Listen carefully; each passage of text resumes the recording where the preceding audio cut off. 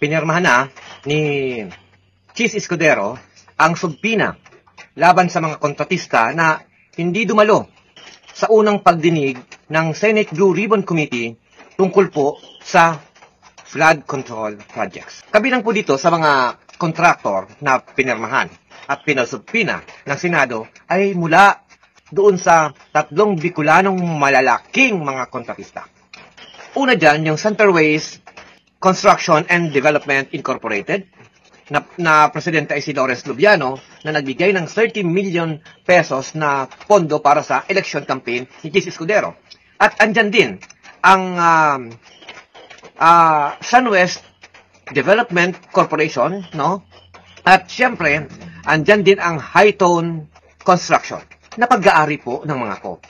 Ang sabi natin, mas mainam na ang mga may-ari ng construction firm na ito ang dumalo, hindi ang mga presidente at mga CEO lamang.